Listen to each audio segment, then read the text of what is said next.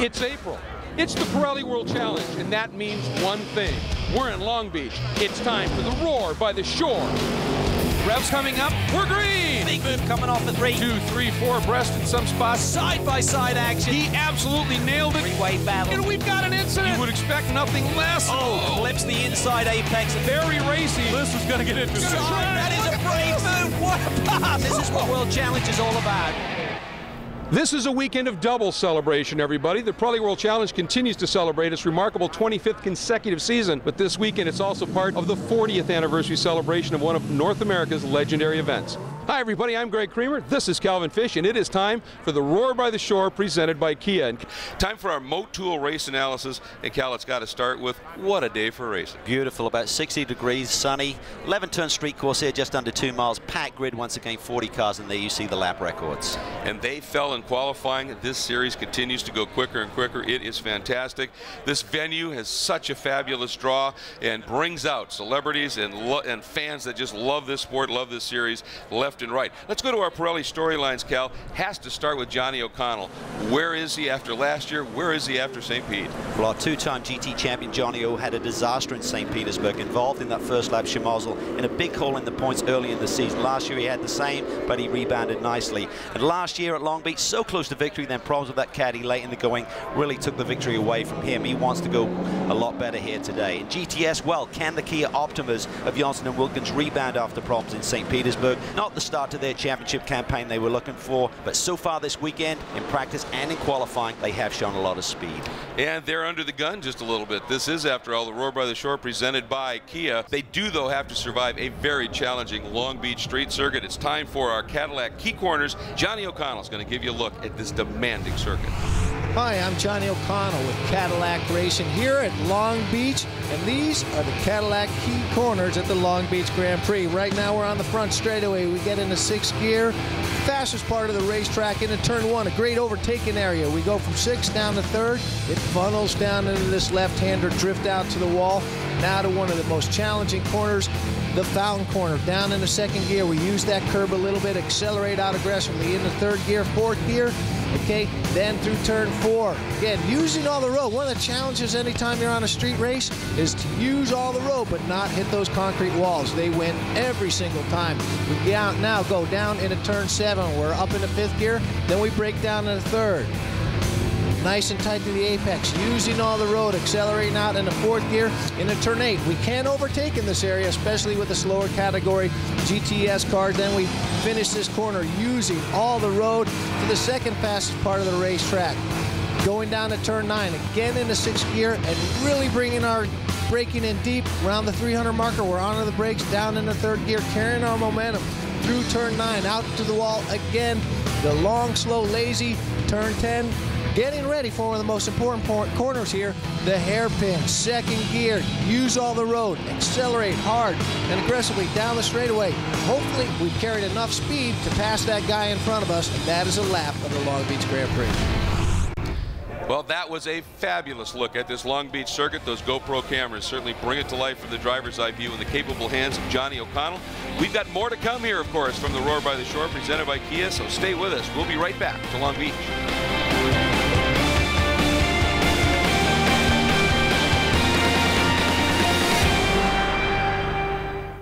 And welcome back to a beautiful day here at Long Beach for the Roar by the Shore presented by Kia.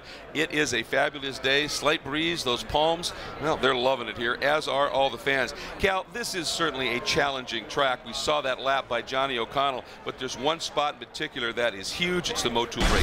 That's right, Greg. With a good launch off the hairpin, it's really a drag race down Shoreline Drive at over 150 miles an hour into our Motul break zone at turn 1. Quite bumpy here and looks really inviting to outbrake someone down to the inside. However, it's almost a blind turn in, and with a tire barrier wall ready to penalize anyone who gets it wrong, it really is a tricky section to the racetrack. And I think at the start, everyone really holds their breath to see if the full field can funnel its way through this tricky section. Yeah, that standing start into the bottleneck. Ooh, it's always interesting. Let's take a look now at our our Motul Class Pole Award winners. We talked about records falling in each of the classes. In GT, Johnny O'Connell in that beautiful Cadillac Racing CTSVR notched the Motul Pole Award with a new track record. And in GTS, late in the session, an awesome lap by a first-year competitor, Jack Roush Jr. in his Roush Road Racing Ford Mustang, nabbing a track record and the Motul GTS Pole Award in that category. Well, we've set the stage. It is now time for us to get this one underway. Let's get down to the front of the grid for those most famous words in racing. On behalf of our friends at Optima Batteries and Pirelli Tire and all of our Kia dealers, drivers, start your engines! Well, this glorious field of GT and GTS machinery has now sprung to life, and they are going to be setting off on their installation lap. One of our great partners, Cadillac, of course, providing that beautiful Cadillac CTSV pace car.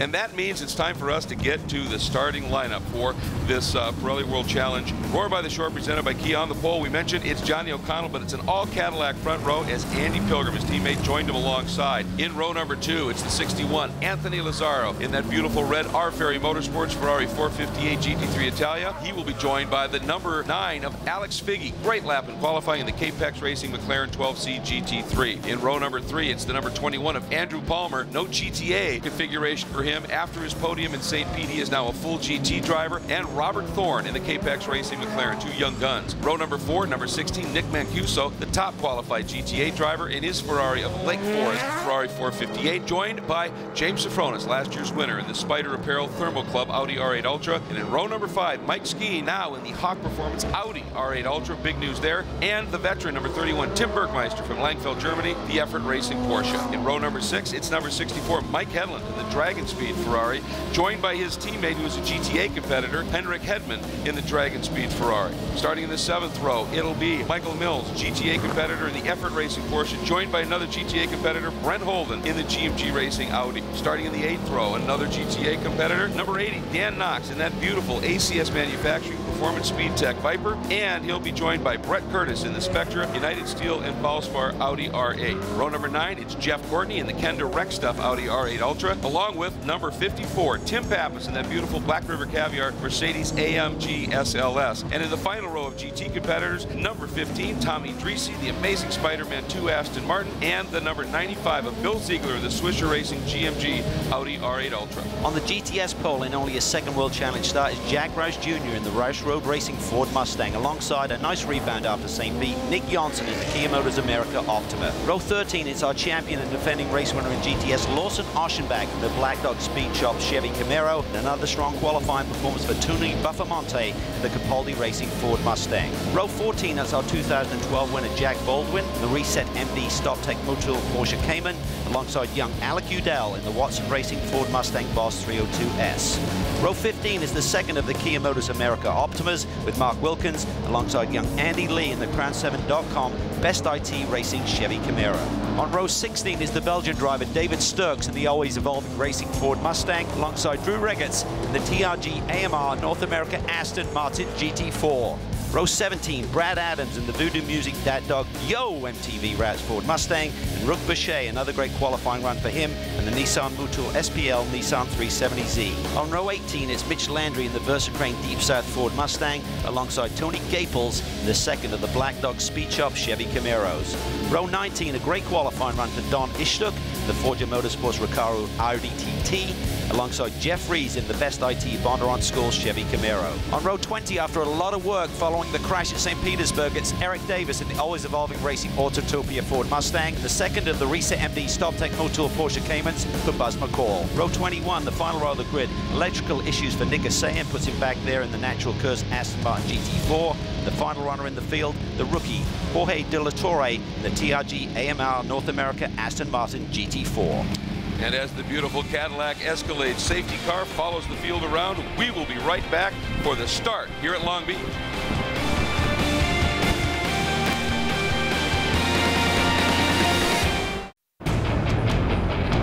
It is is a glorious day for racing here at the Roar by the Shore, presented by Kia, and we are about to do exactly that.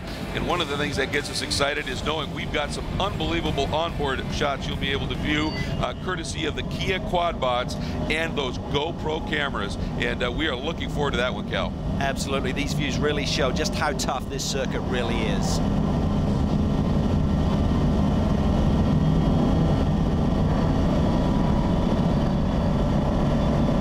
I'll tell you what, those shots are going to be great to be following on those GoPros, but we are about to set this one on the way. The two Cadillacs up front, there is the 10-second board, and when that board drops, we are going to be going racing very soon. One of the questions is, will those caddies be able to stay at the front? We are looking forward to this unfolding here. It is going to be a great race. The Roar by the Shore, presented by Kia, seconds away from the launch here on the streets of Long Beach. That is so tuned on those Cadillacs, and that's what they want. And I would think they're going to make hay while the sun shines here and be able to go. The lights are on. When those lights go out, we go racing. Here we go. And a great start by both of the Cadillacs. Yeah, Pilgrim looks good. I think he may have got a jump on Johnny O there. Good start by Lazaro as well as the GTS field takes off.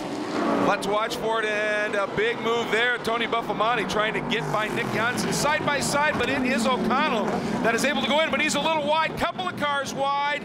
Bergmeister squeezing it in the Porsche, able to get through, Cal. So far now they've got to funnel it up in the a little bump there heading into the fountain. It's a bit chaotic, but so far so good. Looks good. Sofrona's had a good start there. We see the two GMG Audis right there. Oh, problems there at the fountain turn, and that's Aschenbach. He's involved, our champ.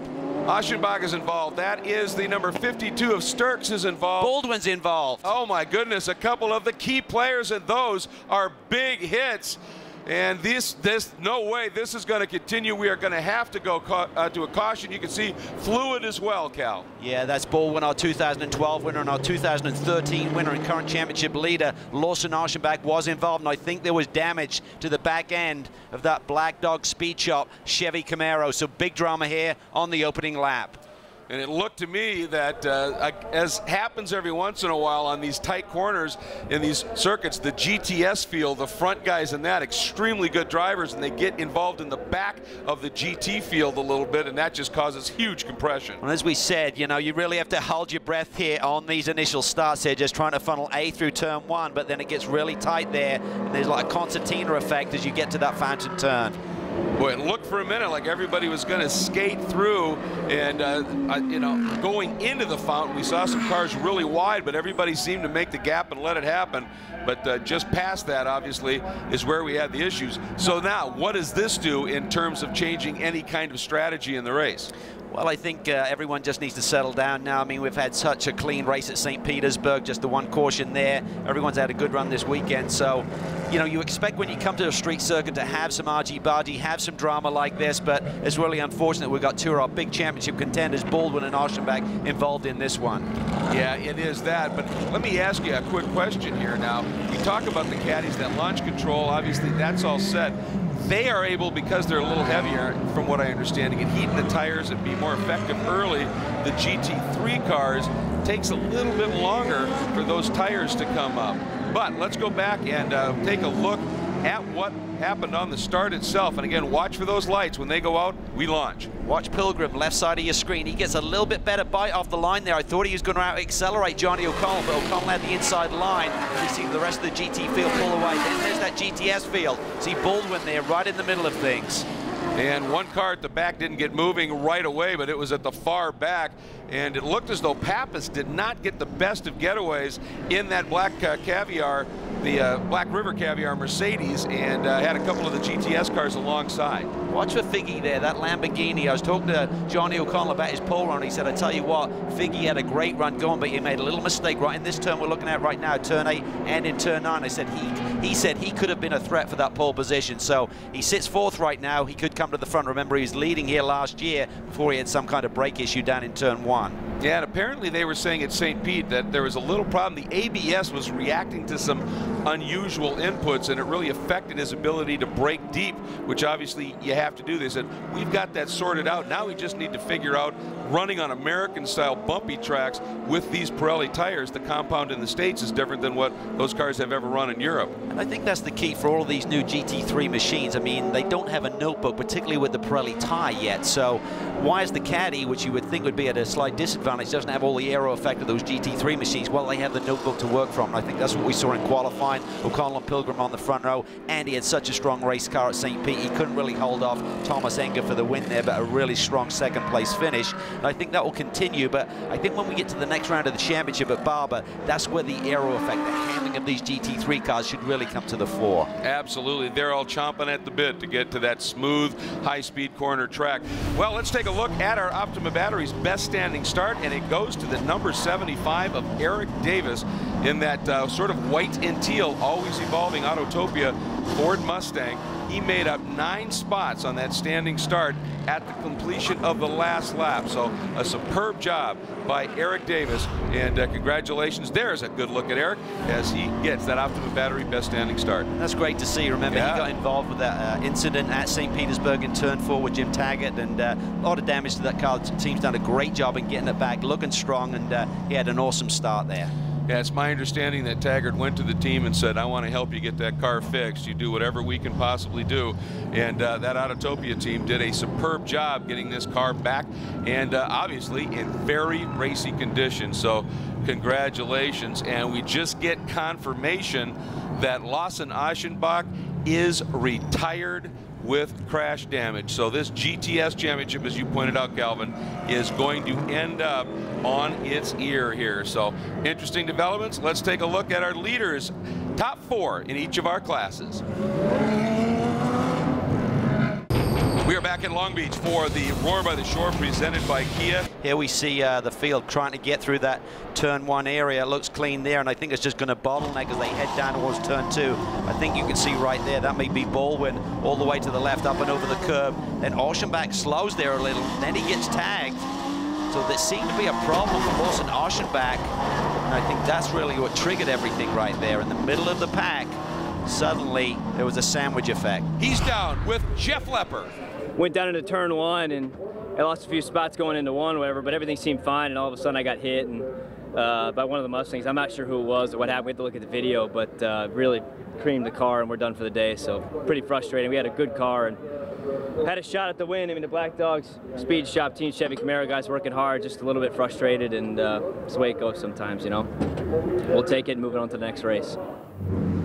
That was Sturks, obviously. That was sort of looked like Sturks was having a little problem, maybe getting a woed down, trapped him, and then Baldwin got caught up and just driven into that wall.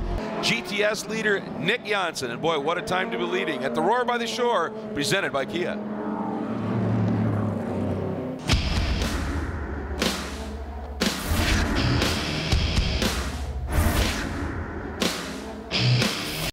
Welcome back, everybody. Lights are out on the pace car here at Long Beach for the Roar by the Shore, presented by Kia. They are working their way into the infamous hairpin here, and we should be going green this time by. The 2 Cadillacs sit in front of Anthony Lazzaro in that beautiful blood red Ferrari, but right behind him, that blue and yellow K-Pack scheme of Alex Figge in the McLaren, and then the 2 Audis of Sofronis and the impressive young Andrew Palmer. Pace car is in, and let's watch for it here. Watch that start stand up on the left, and a late green, but we go, and right away a couple of cars pop, and a big defensive move on Robert Thorne. Yeah, Thorne gets a great run there in that Lamborghini, the blue and yellow car, currently on the left side of the straightaway, going down into turn 1. Boy, Figge got a good run on Sofronis. Oh, this is tight between the Lambos. Sofronis gets through there nicely. Palmer uses all of the curb. Boy, they got squeezed bad, but they were able to get through. But that was a very close moment by those McLarens. Oh, look at that. Hedlund almost squeezed to the wall in that black Ferrari. That's going to let Tim Bergmeister make that Mike Mills come up and get a good no, that was Bergmeister getting by Mills in front of the pro. Oh, Hedlund runs way wide, Cal. Yeah, his teammate right behind him, so these Ferraris just need to settle it down a little bit. Got to get some temperature into these tires. Everyone trying to find a rhythm. Then we look back at our GTS leader, Nick Johnson. Jack Roush Jr. put that car on the pole. He sits third there. Tony Buffamonte, another great run for him there. Yeah, Tony in that Capaldi Racing, Ford Racing Mustang, that blue car with that big black stripe. And boy, a launch for Janssen. He had a great qualifying run, and then Roush just sort of surprised everybody with a great lap late. But Roush sitting back in that third spot right now, Cal. Yeah, he's looking strong, though. I mean, talking to Brad Francis, who runs the operation, he said the car is really good, really strong in the brake zones. He said that's an area we're really focused on. But for Kia, this is a great turnaround. They didn't have a good weekend at St. Pete. They got a little bit more boost here at Long Beach. They've been strong all weekend, particularly Janssen, qualified on the front row and has the early lead. And these have been very good cars on the street circuits, but one thing, with a front-wheel drive turbo, you're asking an awful lot of those front tires over the race distance, aren't you? You really are, and maybe this early yellow has eaten up a little bit of the time of the race, so that should help that. They may not have to conserve just as much as they normally would if we went green for 50 minutes. Oh, he's wide, way he's wide, really deep there. Little mistake by Nick Johnson in the Motul brake zone. And Buffamani, as a result, closes right up on the back once again. So now Nick has to do that job once again, but he's got it settled back in. And I'll tell you what, we have to say a huge thank you to the GoPro cameras for all. We're seeing so many amazing in-car shots. It really lets us see what's going on board and from that driver's perspective. But up front, it is O'Connell, and he's got his wingman right there in formation, and they've opened it up a little bit on that Ferrari. They really have, and I think they realize they need to make some points here in these couple of races at St. Petersburg, and here should be right in their wheelhouse. This is more of a point and squirt type of racetrack. You don't really carry a lot of speed through the corners. Right here, turn it and then just launch off this corner. Horsepower kicks in, and the caddies are really strong there.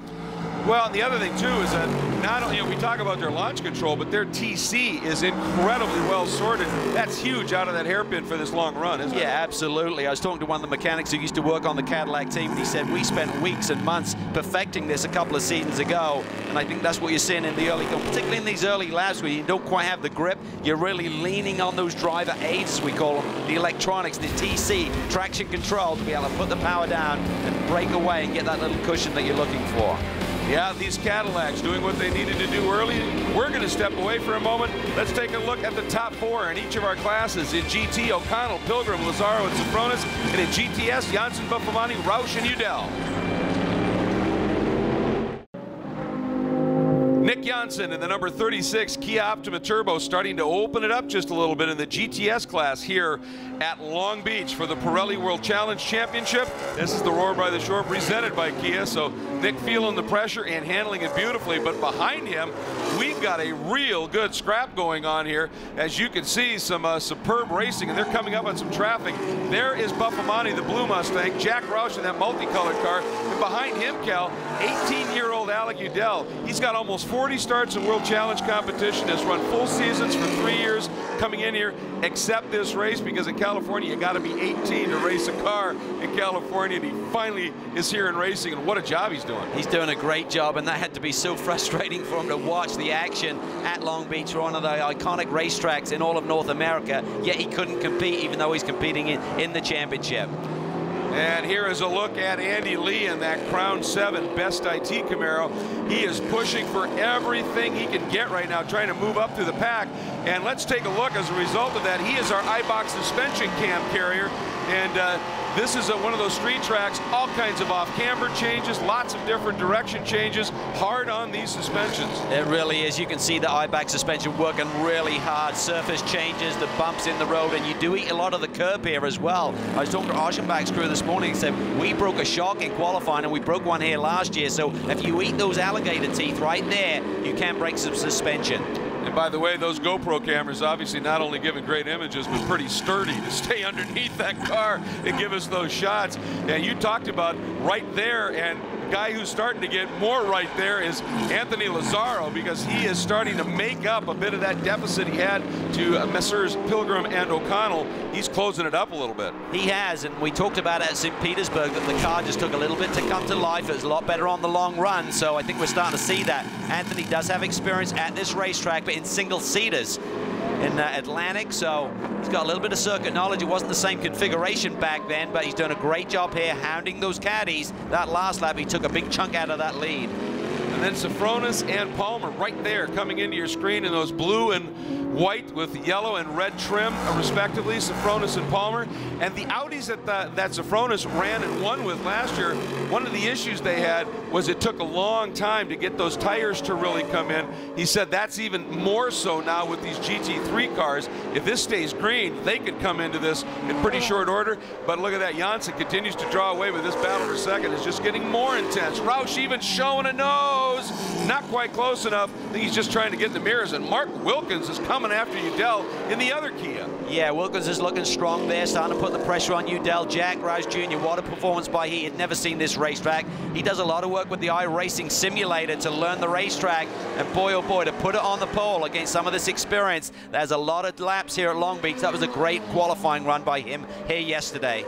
It was. There's Udell in that black and red Mustang from Motorsports Development Group and Watson Racing, and then behind him is Wilkins. And Wilkins told me earlier, he said, you know, you get released for your qualifying based on your points. And he said, we didn't have that great a run, obviously, at St. Pete. He said, so I was released in traffic. And he said, I got caught out a couple of times. He said, by the time I got a clear track, the sweet spot for those Pirelli P0 slicks was already gone. And he said, I just couldn't do enough. Yeah, I mean, it's really a key. You want to really hit that sweet spot when the tire's up to temperature, and you want to sort of like set your pressures accordingly, your starting pressures. But suddenly, if they're coming into that sweet spot and you're hitting traffic, you can be overpressured by the time you get a clear lap. And I think that's what may have happened to Mark here yesterday. But they're just trying to get back on track, get some nice consistent runs. Look at this. Buffamonte really feeling the heat from Roush as Wilkins continues to hound Udell there in the 5th spot.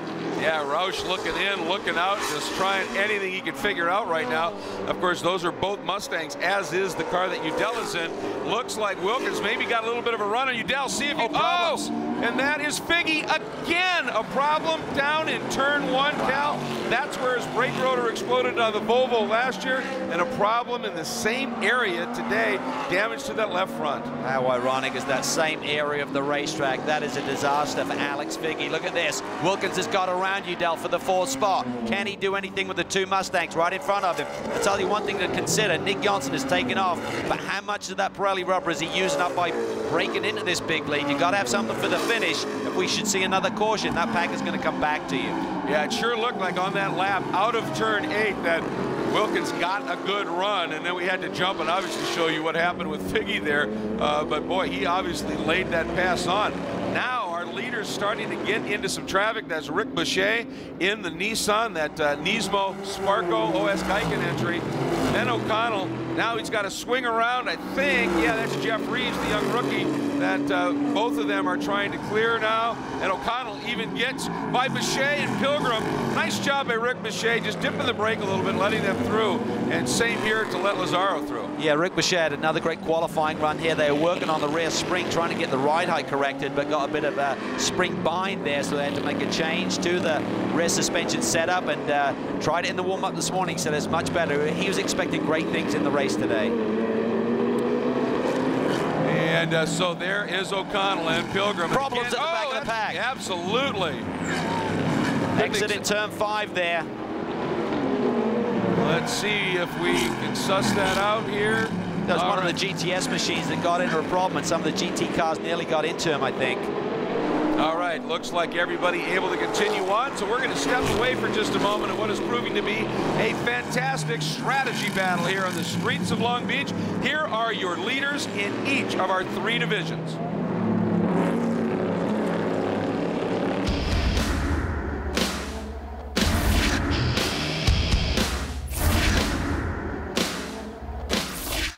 We're back at the Roar by the Shore, presented by Kia.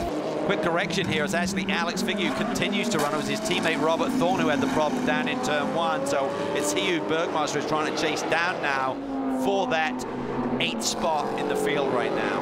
Yeah, I didn't know you could have dyslexia with the number upside down, apparently, is what the problem is. So. I went with you, so.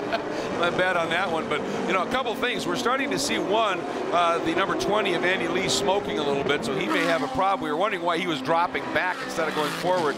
That might explain it, as there is Figgy working his way through traffic. But right behind him, Tim Bergmeister in the Effort Racing Porsche GT3R. He said that they're you know, obviously they're dealing with the same issue. They've never run these tires on these cars. It's a very different setup. He said, we're okay right now with straight line speed, but it's because we're trimmed out. He said, we've got almost no wing on the back of this thing.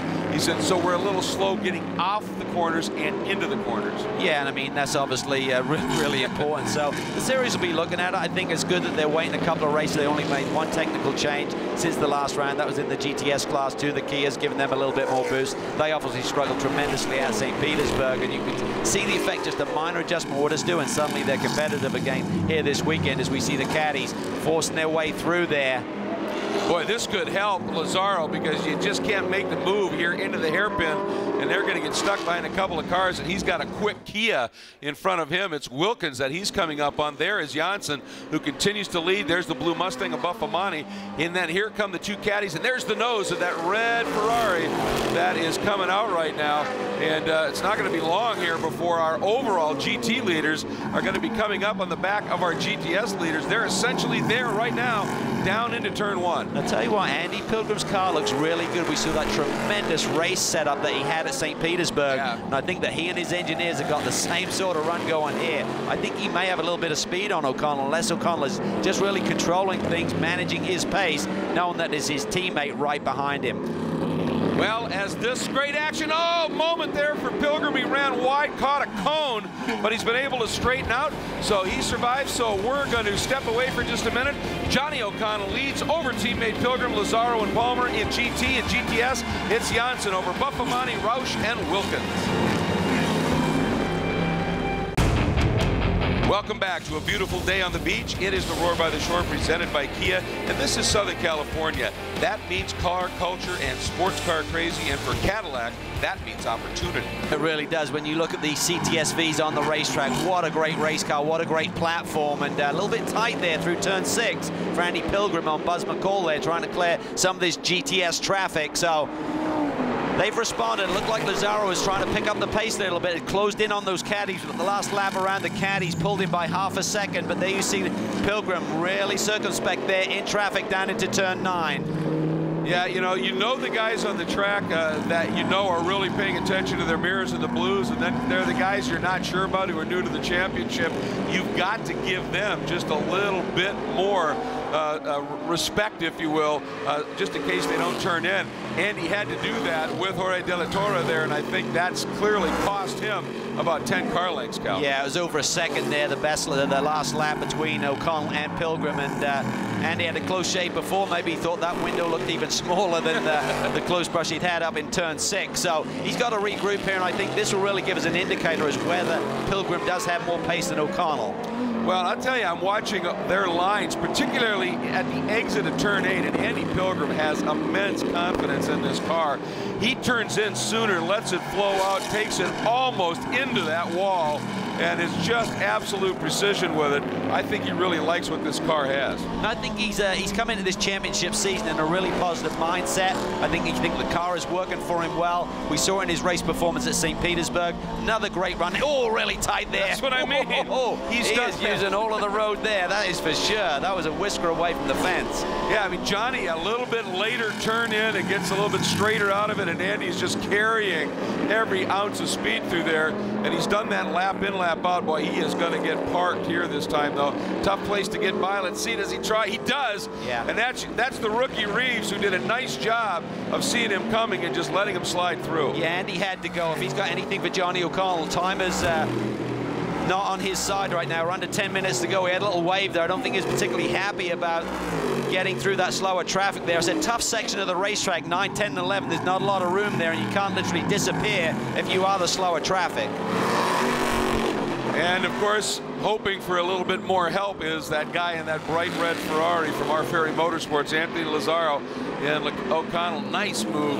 juking around, picking that spot up. I think that was Nick Kasayan in the Natural Gears, Aston Martin from Aston Martin North America, and the Racers group. Now Pilgrim needs to get through. There is Lazzaro, and then it's a pretty good gap back to the rest, isn't it? Yeah, it is. These three have really taken off. I thought the Audis would be a bit stronger here on the longer run, but they seem to have got caught a little bit in traffic. Don't have the ultimate pace in this front-running three. Nick Kasayan's really had a troubled weekend with that Aston Martin, electrical issues. Keeps going into limp mode. They've had some other issues with the car, but they'll get it right. They'll keep growing. It's a great team, and Nick obviously making the move from real time for this championship season. Absolutely. So as O'Connell and Pilgrim continue to run at the front, we're going to step away for a moment. As we do, we're going to show you the leaders in all three of the Pirelli World Challenge divisions. Stay with us.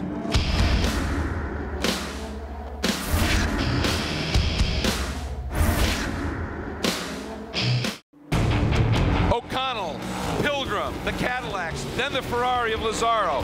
They are closing up on each other. 1, 2, 3 overall in a GT here at the Roar by the Shore, presented by Kia for the Long Beach event. And what a legendary one it is, the 40th running of this iconic race, and so proud in its 25th anniversary year to have this. Prop tip at Tommy Greasy. Spidey. Beautiful looking race car, but he said, I've been struggling with the brake zones here this weekend. I'm not sure if that was the issue there, but the debris flag was out. I think there may be some debris from this race car. And okay, yep, there's no change. Obviously, Greasy's going to try and get his way into the pits. And this amazing, intense racing and all of the great backstories are easy to find through the World Challenge social media package. And of course, at world-challenge.com, you go there for all the latest news and views on the Pirelli World Challenge. Go to worldchallengetv.com. You can check out cool in-car videos, driver interviews, and watch this complete race and all other Pirelli World Challenge races. Or the Facebook page, where you can search Pirelli World Challenge's fan page, interact with other World Challenge fans, and post your race pictures and video. And of course, on Twitter, join the World Challenge Twitter account at twitter.com/WC Racing. Receive instant updates on race weekends from the series, and this is getting fierce, Cal. It really is, and Nick Johnson, there you see him going through turn 8. He's got a nice lead on the second place runner, that blue Mustang, Tony Buffamonte. Jack Roush has settled back down a little bit. He's got a few car lengths now between he and the second place runner right now. You know, I thought I saw one of those red Ferraris suddenly very, very slow in the background. I wonder if we may have a problem by Nick Mancuso. There's Dreesy's car struggling and finally making it into pit lane. He's had so much success here at Long Beach as his home track, and he's won here before, had a Trans Am victory, been on the podium in sports car competition as well, so not the day he was looking for. Boy, look at this. I was going to say, in traffic, wow, Lazzaro's finally there. It's just a matter of everybody getting through clean. Tony Gables, yes, leaves the door open for Lazzaro to slice through. That traffic has such a huge effect. Lazzaro really wasn't in the picture, and suddenly he's right on the tail of these two leaders. For O'Connell, he does have a wingman in Pilgrim. He's going to need to defend. And you know what Anthony was saying coming up on the back of Brad Adams? Yo, stay outside. Look at that, Pilgrim middle of the road. Lazzaro looks to the inside. Doesn't make a serious attempt, just feeling him out. Boy, I'll tell you, that was the gift. That clump of traffic that these caddies caught has been the gift for Lazzaro, and this game is on. Top three have broken away, but this battle between them now. Oh, and the number 80, that is the beautiful ACS Manufacturing Performance Speed Tech GT3R Viper of Dan Knox. Looks like he's going to be able to get it around and keep it green, Cal. Yeah, he does. Does a nice job there, just cleanly turning that Viper around. But here we see the battle for the GT lead right now. O'Connell has stretched the lead just a little bit. Pilgrim having to defend that compromised his line around the racetrack on that last lap, and that eats up lap time, of course. So looks like Lazzaro settled back down again. I'm not sure how hard he wants to push. Does he have the pace to really take it to these caddies? Didn't force the issue on Pilgrim when he had a chance. By the way, we've got to give Peter Knox the benefit of the doubt there. He's one of our GTA drivers. He is one sick puppy this week, and he's been getting 1 or 2 IVs a day just to try and stay hydrated. So that makes for a long weekend of racing. And again, O'Connell catches a little bit of a break in traffic, gets by Mitch Landry and then Versacrane's car, as does Pilgrim. Now the question is, does Lazzaro get through without losing too much momentum? It didn't look too bad. Not too bad. May lost a tenth or maybe a little bit more, but just a good clean run there. As we said before, the GTS cars cannot disappear, and obviously these GT cars do have a lot more speed. Great run here by Anthony Lazzaro, though. The team is doing a great job. They're helped by the Multimatic organization generation out of Canada, really working hard on the suspension and geometry of that race car. It's a good core group. You've got guys like Peter Gibbons, for so long was really orchestrating the success at Newman Haas in IndyCar, so they got some really quality people in that group. And it shows. There's no question of that at this point as we are watching this lead trio. Now keep in mind, in GTS, Nick Janssen still leads it. We saw that shot a while ago. He's actually opened up about a 4-second lead over Buffamani in the Capaldi Racing number 33 Mustang, then Jack Roush, then Wilkins, then Alec Udell. So no change in positions there, although they've had a lot of flow through those lead 5 in that GTS category. Yeah, they really do. Dominant performance by Nick Janssen here today, just stretched the lead and seems really comfortable out front, and whilst it stays green, he's going to be in good shape. The team really had to regroup after St. Petersburg. They changed the pulley systems on the front of their engines to try and eliminate the issues they're having at St. Petersburg, and that little bit of boost has helped as well. So they come here, looks like it's going to be a strong weekend for them. Really their home race with corporate headquarters just down the road. Absolutely, and we're going to step away real quickly here, but our leaders in the top 4 in the overall in GT, Johnny O'Connell and Pilgrim, but Lazzaro coming, and then a ways back, Mr. Palmer, and in GTS, Nick Janssen continues to hold on in front of Tony Buffamani, Jack Roush Jr., and Mark Wilkins.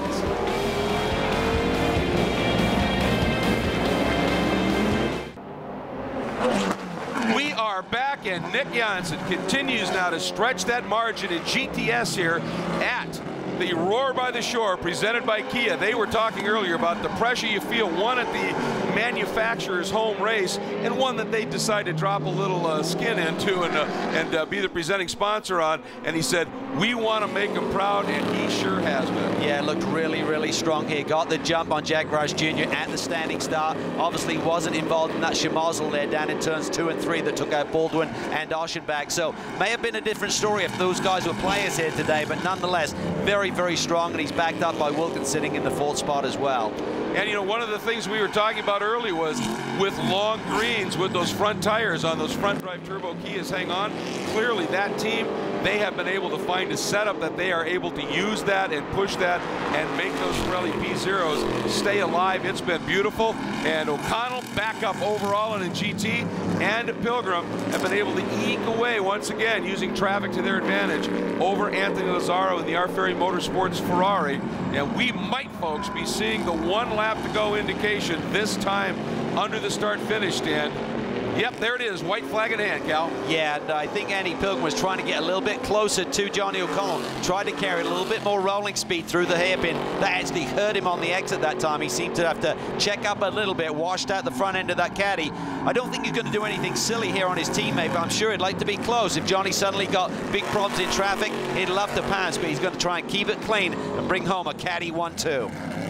Yeah, obviously you always want to go for the win, but never at the expense of taking your teammate and perhaps yourself out. And for Johnny, the good news is right now it looks like there's a fair amount of clear track in front of him. Yeah, that's the good news. He can see them up ahead. They may catch them down in the final couple of turns, but I think it's going to be smooth sailing until he gets onto that back straightaway. The good news for both of these boys is Lazzaro's a little bit further back. I don't think he's going to be a factor here for the win now. So it's just hit your marks, get through clean. Should you catch traffic, don't do anything untoward. But you're right, as they get down into that hairpin section of track, they might well be running up on the back of that Best IT Camaro. Yeah, and if it was anyone other than Andy Pilgrim, Johnny O'Connell may be thinking, I got a problem here, but he knows that his teammate's going to play it clean, even if it gets stacked up here a little bit at the hairpin. Johnny braking just a little bit sooner to not get up onto that Camaro. Does a nice job. Reeves a little weird on the braking there, but got through it clean. And Johnny, that plan working to give himself a little bit of room. Swings underneath, the checkered flag flies from 0 to hero in 2 races. Johnny O'Connell from a virtual DNF to the win. And finally, at Long Beach, he brings it home, keeping in mind that he's won here a lot in the American Le Mans Series competition, but never in World Challenge. No, not anymore. That will be a sweet victory for Johnny O, rebounded nicely. Here we see our GTS leader, Nick Janssen. What a dominant performance, has led from the get-go here today. No pressure whatsoever. Well, and you know that after all of the issues he had last year, I mean, if he had any luck, it was always bad, that when it finally all came together for Nick, he was going to destroy the field at least once just to get that out of his system. Absolutely. At that one little moment, remember, down in turn one where he got in a little bit deep, I think that may have been a wake-up call, and he said, listen, let's just hit my marks here. We can bring this victory home for Kia today. So out of the hairpin in that donorschoose.org, Kinetic Racing, Kia Optima from Kia Motors America, Nick Janssen wheels it down underneath the start stand, and he gets it done. Oh, and has there been a change in position? Wilkins trying to maybe make it a 1-3 for that team, Cal. I think there was. I couldn't see Jack Roush Jr. there in the picture. Wilkins may have picked up third spot. We'll have to wait for them to flash by the line. He does.